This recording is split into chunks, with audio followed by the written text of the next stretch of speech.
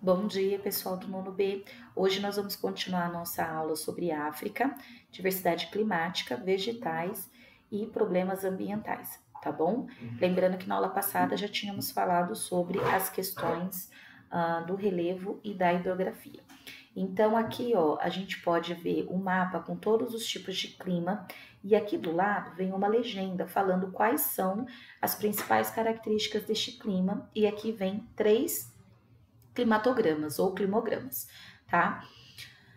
Vamos lembrar aqui que nós vamos ter que entender quais são os fatores que modificam o clima. Por que o continente africano não tem um tipo de clima só?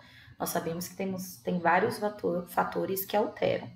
Lembrando que o clima ele é caracterizado principalmente pela temperatura e pela precipitação, ok?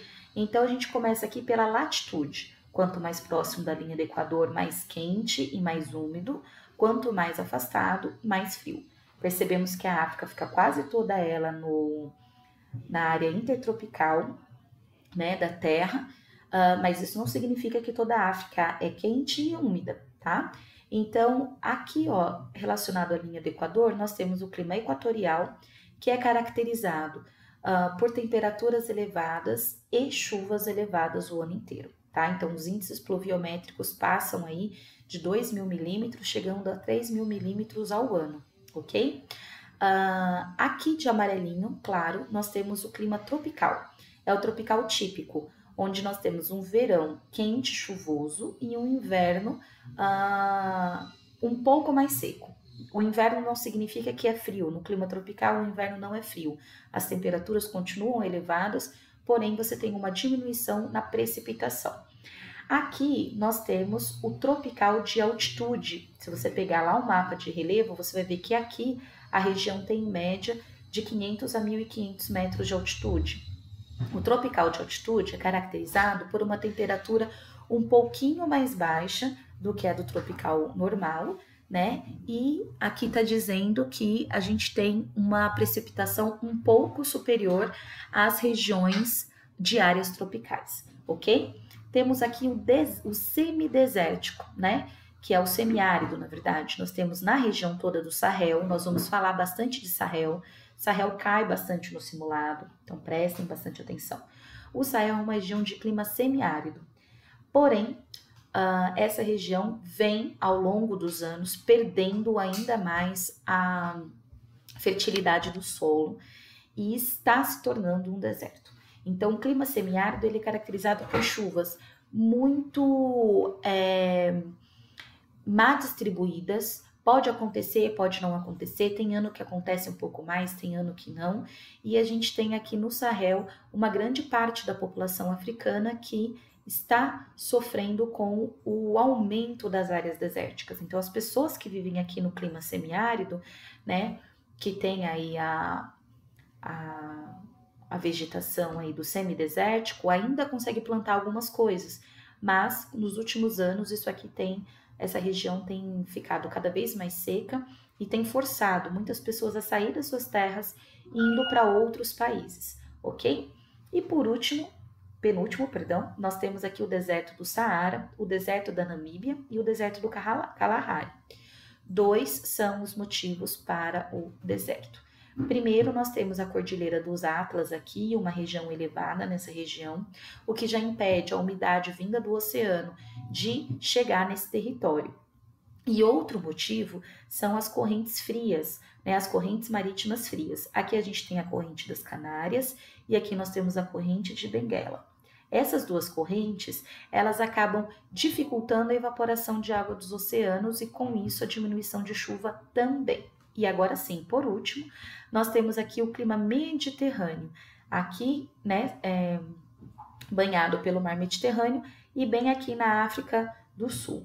O clima mediterrâneo ele é caracterizado por temperaturas elevadas, né, ao longo do ano, porém a gente tem uma precipitação maior no período do inverno e no período do verão nós temos um período seco. Tá? Então, o clima mediterrâneo ele tem essa característica interessante de ser uma região onde nós temos uma maior quantidade de chuva durante o inverno e durante o verão seco, ok? Aqui a gente tem um climograma do clima desértico, então perceba que a gente tem uma temperatura elevada e praticamente nada de pluviosidade. Aqui nós temos uma característica do clima aqui equatorial, ó, aqui embaixo, então nós temos temperaturas elevadas o ano todo e uma grande quantidade de precipitação. E aqui nós temos o clima tropical, ó. Então, temperatura não varia muito também, mas a chuva é mais comum no verão. Esse mapinha, ele vai fazer essa análise do vegetação e o seu jeitinho aqui do lado, né? Suas características principais. Então, vamos começar pelo clima equatorial, onde nós temos as florestas latifoliadas. São florestas densas, formadas por árvores, com sua folhagem permanente, folhas grandes, tá? Por isso que recebe o nome de latifoliada. Característico de regiões equatoriais, até parece bastante com a nossa floresta amazônica. Na região de clima tropical, nós temos as savanas. No Brasil chamamos savanas de cerrado. Percebam que conforme vai diminuindo a quantidade de chuva, a vegetação fica menos exuberante. Aqui a gente vê várias árvores muito verdinhas e tal. Aqui a gente já vê mais gramas, árvores menores, de troncos retorcidos, né? Muitos arbustos, porque é uma vegetação que nós chamamos de tropófila. Ela vai ter que sobreviver a um período de chuva, mas também a um período de seca. Aqui nós temos os maquis e os garriques, que é o tipo de vegetação característico do clima mediterrâneo, tá? Então, você também percebe que a gente tem as chamadas moitas, né? Que é uma vegetação de altitude formada de arbustos ressecados, ela é baixinha, ela não tem muita altitude, uma característica de uma vegetação aí da África do Sul. Aqui nós vamos ter a vegetação, né, do oásis. Aqui são os estepes, perdão.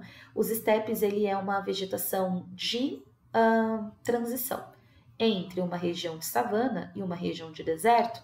Nós vamos ter o estepe, né? Você não tem uma vegetação que muda bruscamente. Aqui nós vamos ter os oásis, né? Que vai ser uma área onde um rio aflora, então é como se fosse a formação de um lago aqui por água que vem do subterrâneo, e ele tem uma vegetação, então tem oásis que chegam a abrigar 30 mil pessoas, mais ou menos.